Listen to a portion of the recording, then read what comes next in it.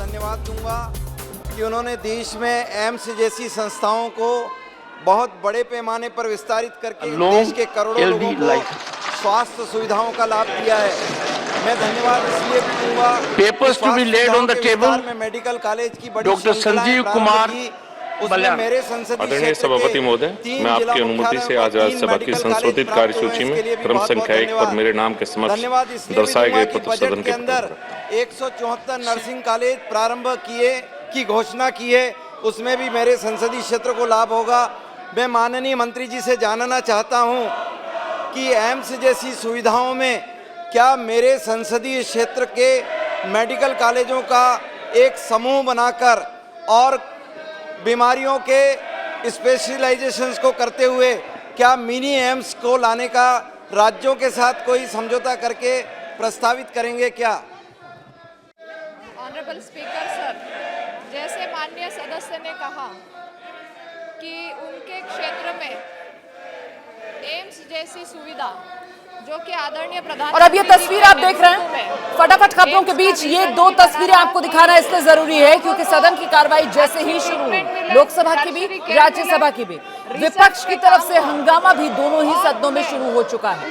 आप देख रहे हैं किस तरीके से बाकायदा विपक्ष की तरफ से नारेबाजी की जा रही है। सत्ता पक्ष के सांसदों की तरफ से एक एक कर अपनी बात रखने का सिलसिला जब शुरू हुआ है तो विपक्ष लगातार नारेबाजी कर रहा है। फंक्शनल है और जिसमें मध्य प्रदेश में जो है वो भोपाल में एम्स जो फंक्शनल है, माननीय सदस्य ने जैसे कहा है कि उन्हें एम्स जैसी सुविधा चाहिए तो ज़रूर उस तौर पे केंद्र सरकार काम कर रही है और जिसमें आज भोपाल में हमारे 4 सुपर स्पेशलिटी हॉस्पिटल के लिए बजट भी दिया गया है।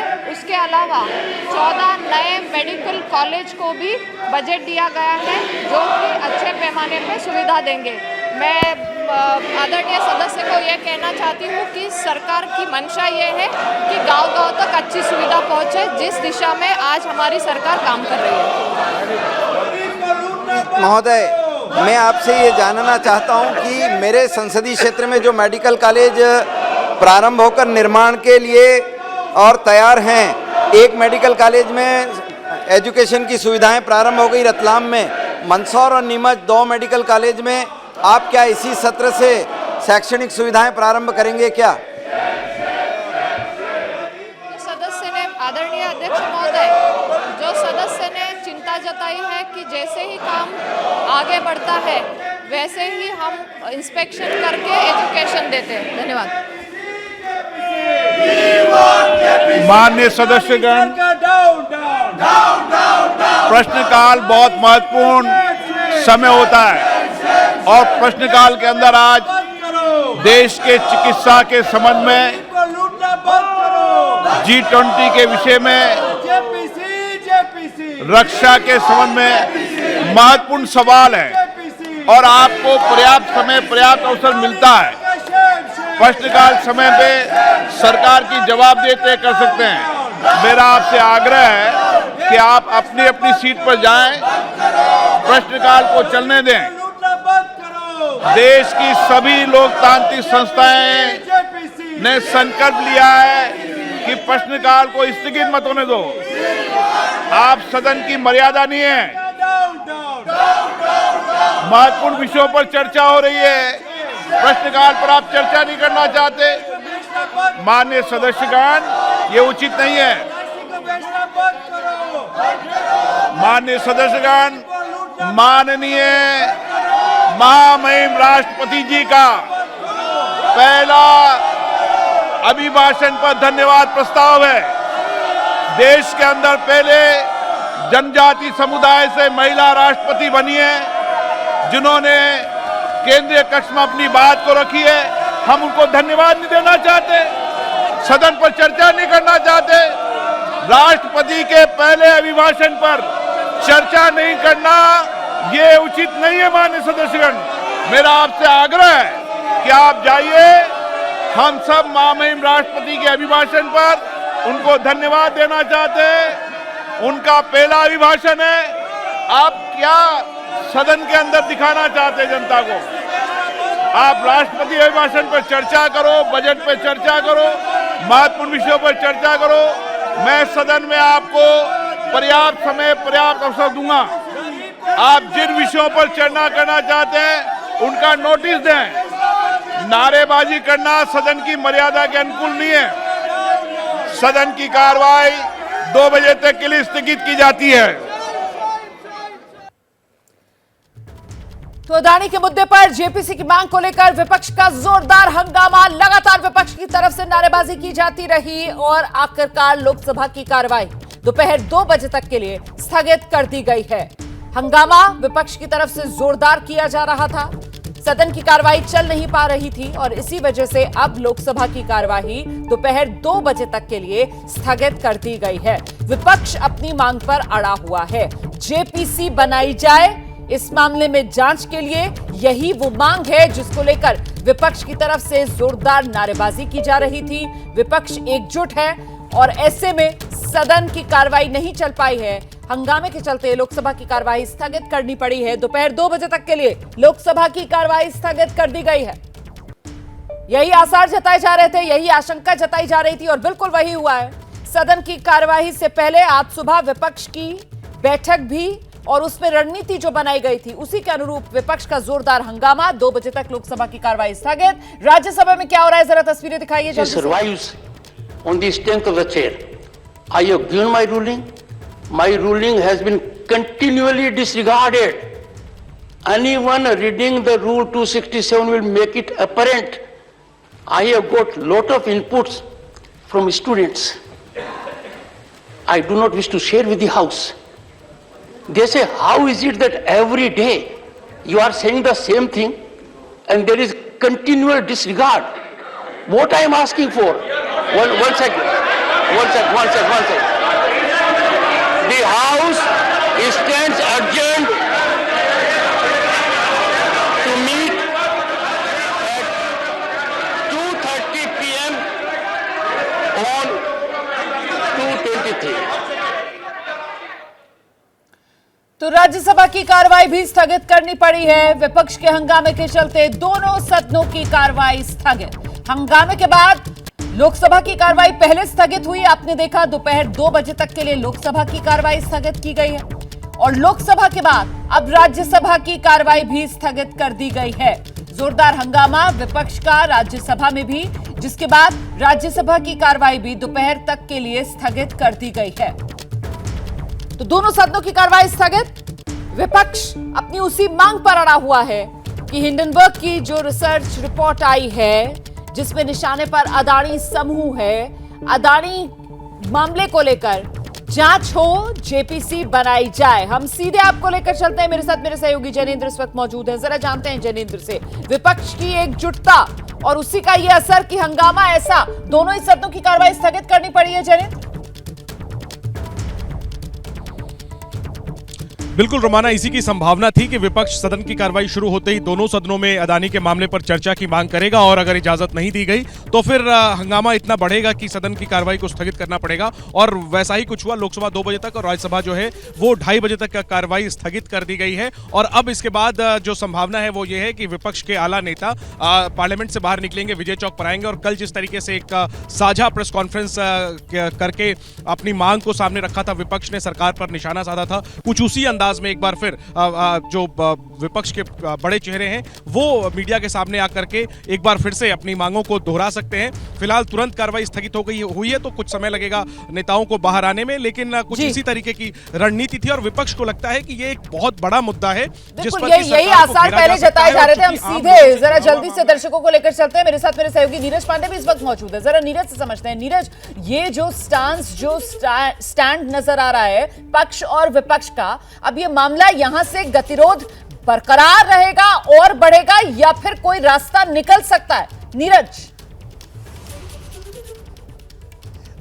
देखिए, इसमें निश्चित रूप में ये गतिरोध और बढ़ने वाला है और मुझे लगता है कि पूरा बजट सेशन ये गतिरोध जारी रहेगा क्योंकि अडानी और LIC के मुद्दे पर विपक्ष एकजुट है और वो लगातार इस पर चर्चा की मांग कर रहा है, जबकि सरकार का मानना ये है कि पहले राष्ट्रपति के अभिभाषण पर चर्चा हो जाए। और आज लोकसभा अध्यक्ष आप देख रहे हो जब वो बार बार यही बात कह रहे थे कि हर तरह की चर्चा के लिए समय दिया जाएगा, आप लोग नोटिस दीजिए। लेकिन सबसे पहली चीज़ ये है कि द्रौपदी मुर्मू पहली बार उन्होंने अभिभाषण दिया है, राष्ट्रपति बनी हैं, उन पर धन्यवाद प्रस्ताव पर चर्चा होनी चाहिए, उनको धन्यवाद दिया जाना चाहिए। ये एक परंपरा रही है कि जब भी बजट पेश होता है तो बजट पेश होने के बाद धन्यवाद प्रस्ताव पर चर्चा होती है और धन्यवाद दी जाती है सदन की तरफ से, दोनों सदन से, लोकसभा से भी, राज्यसभा से भी। वो अभी तक पूरी नहीं हो पाई। तो जो भी होगा, जिस विषय पे भी चर्चा होगी, सबसे पहले धन्यवाद प्रस्ताव पर ही चर्चा होगी और वो एक परंपरा के तहत उसका निर्वहन किया जाएगा, उसके बाद ही होगी। जबकि विपक्ष इसके लिए तैयार नहीं। विपक्ष ने अपना जो इरादा था वो जता दिया लोकसभा में भी, राज्यसभा में।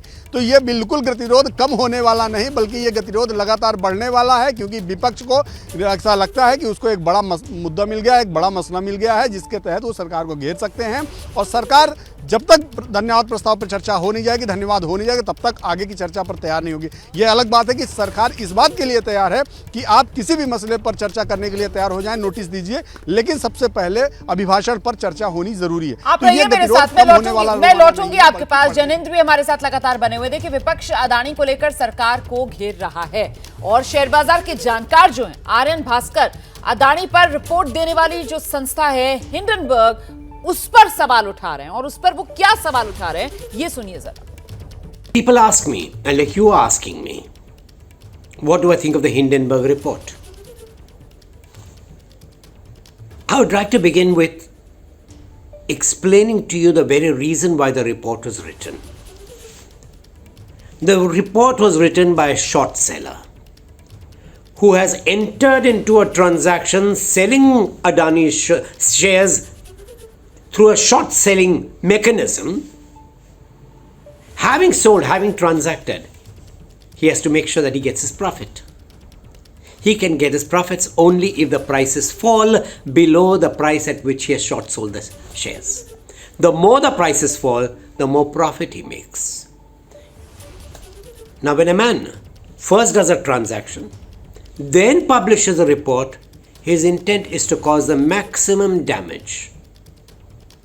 And if he has to create the maximum damage, he will put in all kinds of things to spoil investor sentiment, often in partnership with several other fund managers who say, we don't want to deal with the share anymore, we don't want to deal with this anymore.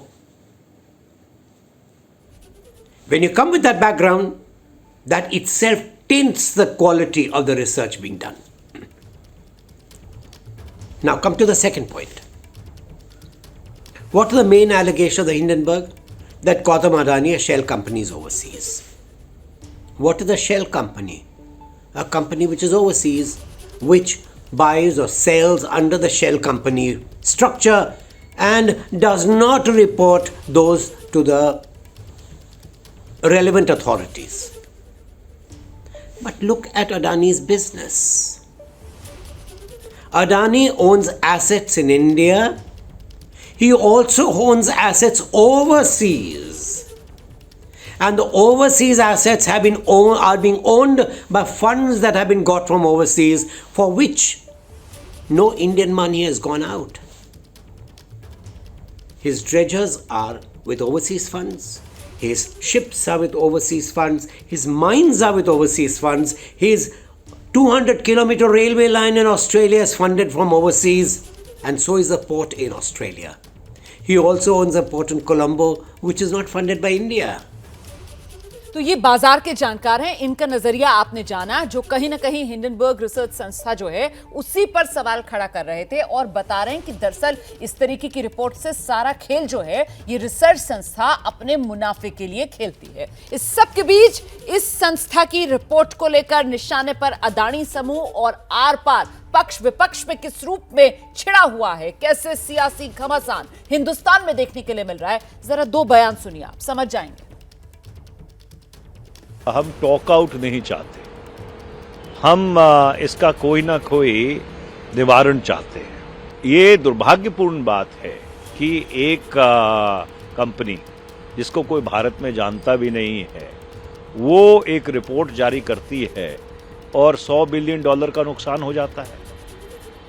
तो क्या जो हमारी नियंत्रण वाली संस्थाएं हैं, सेबी है, RBI है, उससे कहीं पे चूक हुई है? क्योंकि ये भारत की विश्वसनीयता के ऊपर एक प्रश्न चिन्ह लगाता है एज अ सिक्योर मार्केट, और इसीलिए हम चाहते हैं कि इसके ऊपर एक संयुक्त संसदीय समिति द्वारा जांच की जानी चाहिए। और दूसरा जो सेबी ने अब किया है कि डेरिवेटिव्स के ऊपर अगर आपको अडानी का शेयर बेचना हो तो आपको 100% मार्जिन मनी जमा कराना पड़ेगा। खड़गे साहब का एक मिशन डिफरेंट है। उनका मिशन ये है कि किसी तरीके मौजूदा सरकार को ब्लेम किया जाए।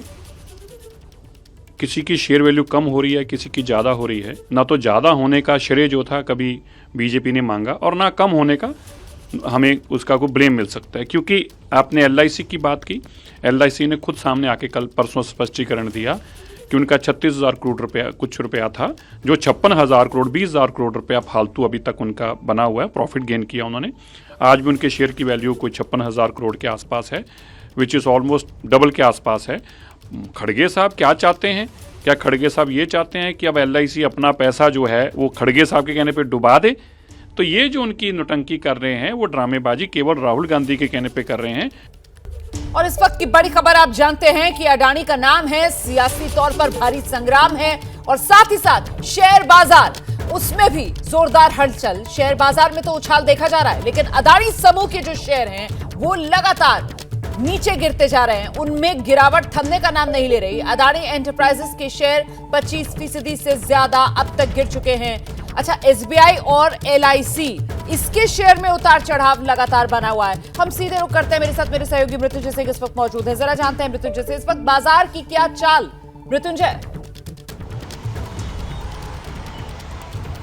देखिए रोमाना, बाजार तो सकारात्मक है। बाजार में जो बढ़त है वो देखने को मिल रही है, लेकिन जो अडानी के शेयर्स हैं, खास करके अडानी इंटरप्राइजेस की बात करें या फिर अडानी के जो अन्य शेयर हैं, Adani power, Adani transmission, Adani port and economic zone, Adani Wilmar, इन सभी के शेयरों में गिरावट देखने को मिली है। अडानी इंटरप्राइजेस के शेयर कुछ समय पहले मैं देख रहा था 35% तक की गिरावट देखने को मिली, जो अभी मौजूदा समय में इस वक्त जब हम बातचीत कर रहे हैं तो लगभग 25% की गिरावट देखने को मिल रही है।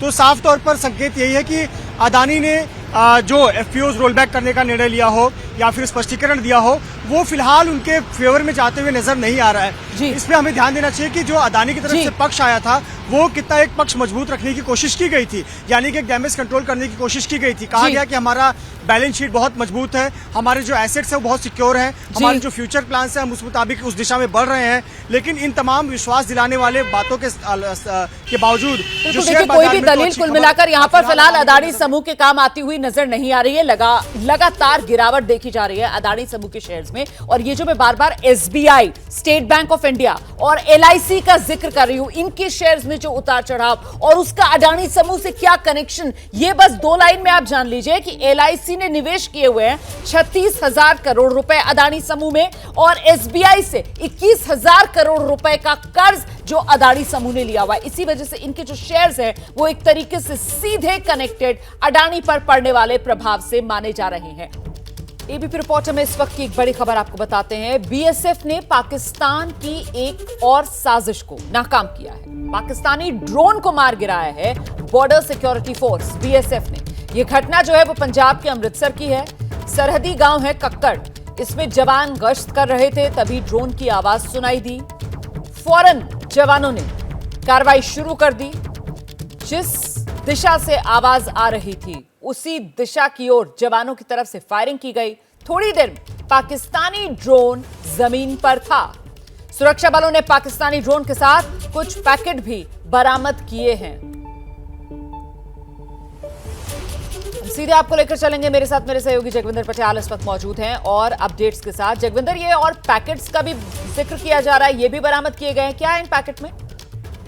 देखिए, हेरोइन को स्मगल करने के लिए इस ड्रोन का इस्तेमाल किया जा रहा था और बॉर्डर पर ये एक्टिविटीज पाकिस्तान की तरफ से बहुत ज्यादा इन दिनों में बढ़ी हुई है। ड्रोन के जरिए जो है हेरोइन भारत भेजी जा रही है और इंटरस्टेट जो और इंटर कॉन्टिनेंटल जो एक ड्रग स्मगलर का कार्टेल है वो इसका इस्तेमाल कर रहा है। दूसरी महत्वपूर्ण बात यह है कि आसपास के इलाके में सर्च शुरू किया गया है कि क्या जब फायरिंग से ड्रोन गिरा तो और कहीं दूसरे इलाकों में हेरोइन के पैकेट तो नहीं बिक रहे हैं। तो इन तमाम चीजों की पड़ताल फिलहाल चल रही है, लेकिन ये ड्रग्स नेक्सस से जुड़ा हुआ ड्रोन था जिसे मार गिराया BSF ने। बहुत शुक्रिया आपका। और कोई अपडेट होगा तो आगे आपसे जानकारी लेंगे। फिलहाल ड्रग्स की सप्लाई के लिए ये ड्रोन पाकिस्तान की तरफ से जो भेजा जा रहा था, ये साजिश पाकिस्तान की हमारे जवानों ने नाकामयाब कर दी है। वैसे पाकिस्तान बर्बादी की कगार पर खड़ा हुआ है और अगर पूरी तरीके से बर्बाद हो गया तो जरा सोचिए जो उसके न्यूक्लियर वेपन्स हैं, परमाणु हथियार, उनका क्या होगा।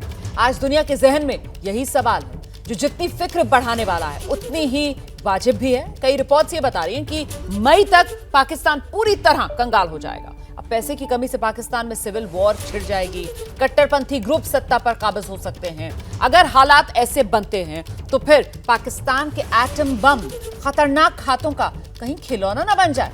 इसी खतरे को देखते हुए अमेरिका ने तैयार किया है एक प्लान।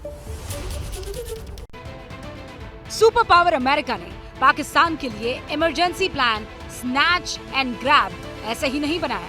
महाकंगाल पाकिस्तान बर्बादी के बारूद पर बैठा है, जिन्ना का मुल्क किसी भी वक्त डिफॉल्टर साबित हो सकता है।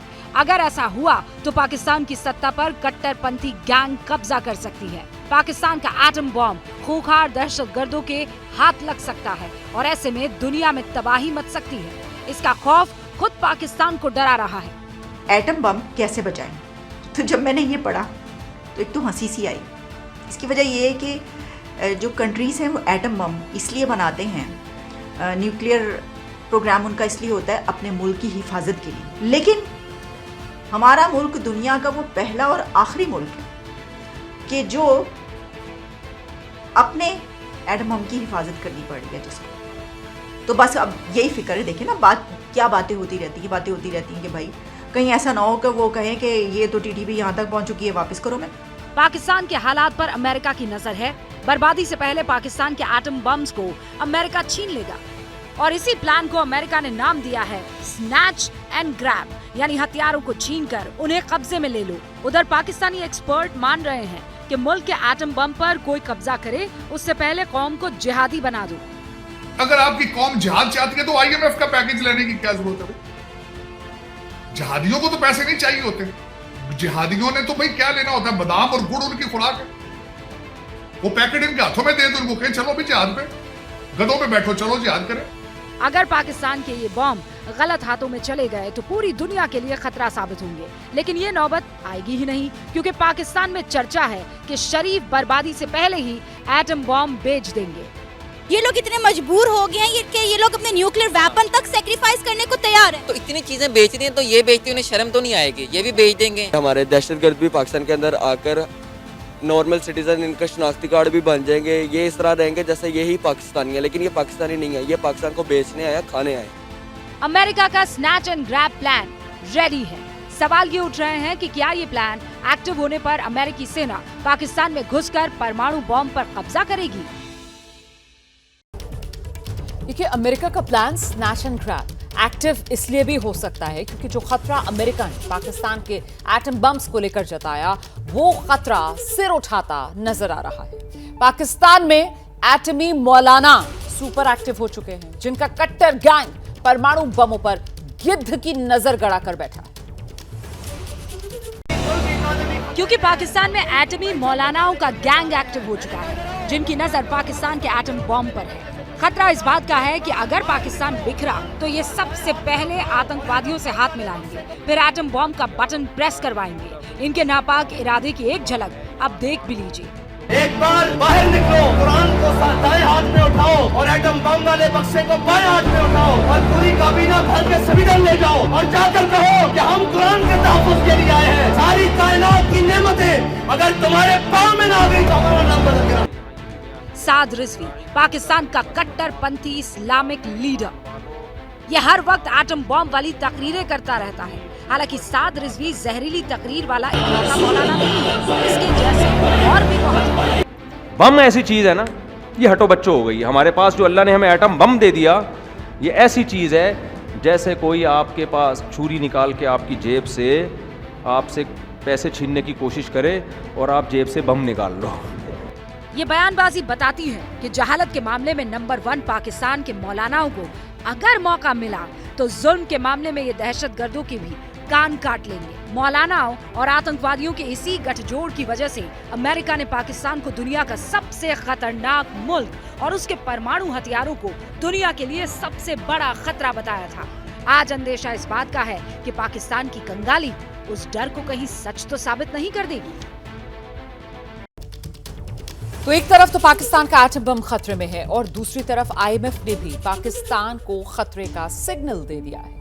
जिसके आगे शहबाज खैरात के लिए गिड़गिड़ा रहे हैं। आईएमएफ ने पाकिस्तानी इकोनॉमी के स्याह मुस्तकबिल पर मोहर लगाई है। आईएमएफ के इसी फैसले के बाद कंगाल पाकिस्तान में महंगाई ने 49 साल का रिकॉर्ड तोड़ दिया है। पाकिस्तान का मुस्तकबिल गर्त में था, है और रहेगा। फाइल पर मोहर उसी आईएमएफ ने लगाई है जिसके आगे पाकिस्तान कटोरा लेकर खड़ा है। पाकिस्तान और रसातल में जाने वाला है। आईएमएफ ने 2023 में पाकिस्तान की जीडीपी के अनुमान को 3.5% से घटाकर 2% कर दिया है। उधर जीडीपी के लिहाज से आईएमएफ की नजर में भारत और मजबूत हुआ है। 2023 में 6.1% और 2024 में भारत की जीडीपी ग्रोथ 6.8% रहने के आसार है। पाकिस्तान की आवाम इसका क्रेडिट पीएम मोदी को दे रही है। आने वाले 10 साल के बाद इंडिया जो है दुनिया के दूसरे नंबर पे आ जाएगा और वो ग्रो इसलिए करेगा, जो आईएमएफ भी बता रहे हैं, सब बता रहे हैं, उनके तो दुनिया की बड़ी बड़ी जो इस टाइम पावरफुल लोग हैं ना, उनके साथ उनके सिलसिले जो है वो सही हुए। क्योंकि सबसे बड़ी बात ये होती है कि जब आप अपने लोगों के साथ, अपने मुल्क के साथ सिंसियर होंगे तो सारा कुछ सही हो जाएगा। अब आप ये देखें कि उनकी इकॉनमी दुनिया के 5वें नंबर पे आ गई है, हमारे साथ आज़ाद हुआ है और हमें कोई कर्जा देना नहीं चाहता है। पाकिस्तान का पतननामा इतना सा नहीं है। पाकिस्तान में महंगाई ने 47 साल के रिकॉर्ड को तोड़ दिया है। महंगाई दर 27.6% हो चुकी है, जो 1974 के बाद सबसे ज्यादा है। इन्फ्लेशन का रिकॉर्ड जो है वो टूट चुका है। आप ये देखिए कि वो इन्फ्लेशन रही है जो कि आज से 47 साल पहले थी, यानी कि 1974 में जो रिकॉर्ड किए गए थे नंबर 47 साल पहले, हाँ। 47 साल टू बी वेरी प्रिसाइज। तो वो नंबर्स जो है वो रिकॉर्ड किए गए थे, विच इज 27.6%। और इससे पहले जैसे भी सती भी आपको बता रहे थे कि 47 साल पहले इतनी महंगाई देखी गई थी और वो एरा था जी जुल्फ़िकार अली भुट्टो शहीद के दौर का, जहां पर एक माह में महंगाई की शरह 26.6% हुई थी। पाकिस्तानी पहले ही भूख से बिलख रहे हैं, ऊपर से रोजाना शहबाज सरकार मुल्क को महंगाई का डोज दे रही है और इसी डोज की वजह से आवाम अब फट पड़ी है। आवाम भूखी मारी है। ये अपना $18 जो डॉलर है, जो पैसा सब बाहर ले जा, लंदन ले जा रहे हैं। यहाँ पे मरो, हमारे साथ मरो। अपने पुत्र भी भगा दिए, औलाद सारी भगा दिए हम गज्जों ने। हाँ जी, आप ही हमारे चोर जे डकैत हैं, इन्होंने हमको लूट लिया।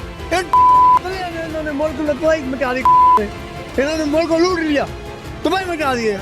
आईएमएफ की टीम 9 फरवरी तक पाकिस्तान में रहने वाली है। पाकिस्तान को भीख मिलेगी या नहीं, ये तो आईएमएफ जाने। लेकिन अगर आईएमएफ की शर्त को पाकिस्तान ने माना तो आगे क्या होगा कोई ना जाने।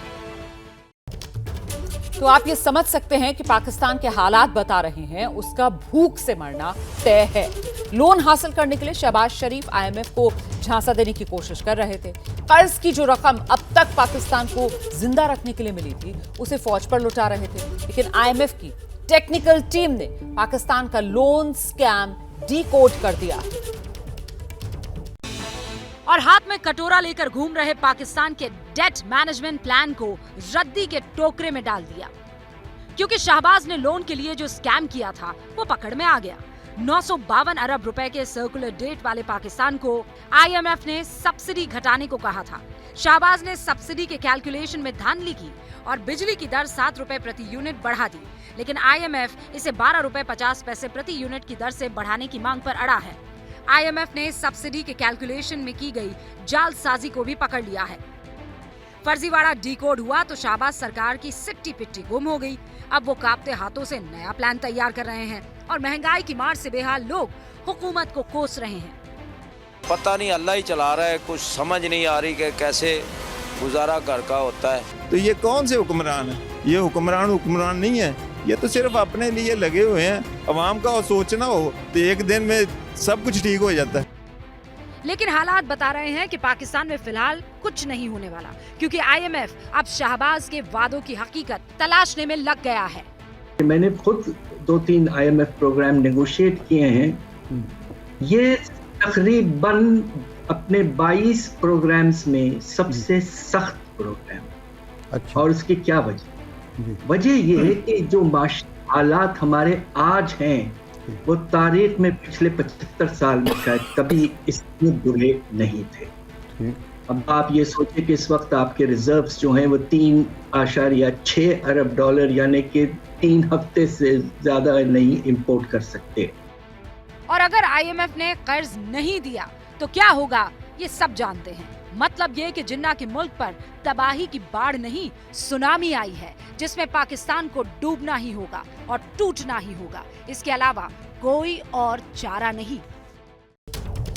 देखिए, हिंदुस्तान से दुश्मनी की जिद में फौज पर पैसा फूंक रहे पाकिस्तान ने अपना ही बेड़ा गर्क कर लिया। हालत यह है कि पाकिस्तान आज जियाउल हक के मार्शल लॉ वाले दौर में नजर आ रहा है, जहां पॉलिटिकल ओपोनेंट्स को जेल भेजा जा रहा था। गद्दी पर बने रहने के लिए चुनाव टालने की तमाम जो कोशिशें हैं वो अपनाई जा रही हैं। और गद्दी पर बने रहने के लिए शहबाज की तरफ से चली जा रही शातिर चाल का नतीजा बगावत की शक्ल में सामने आने लगा है।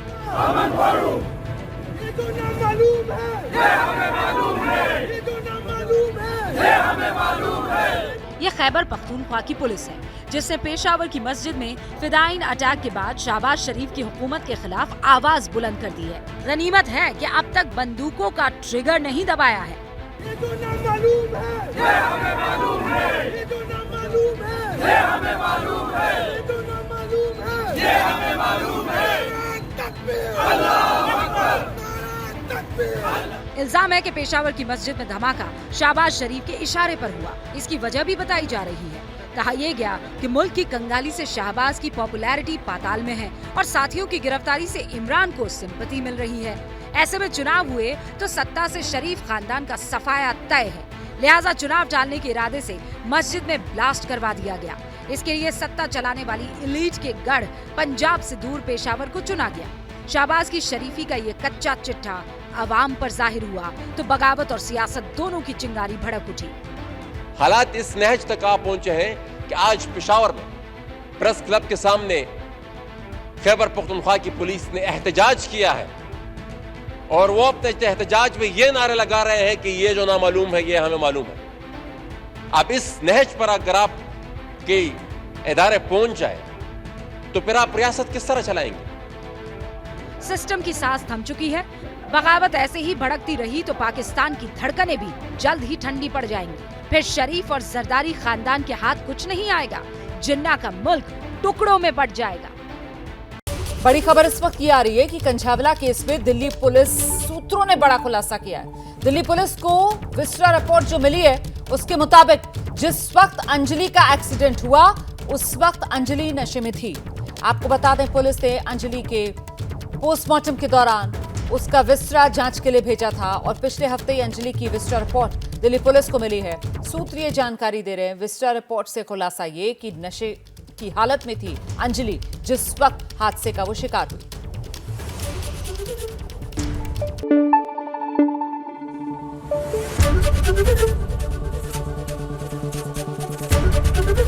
एबीपी न्यूज आपको रखे आगे।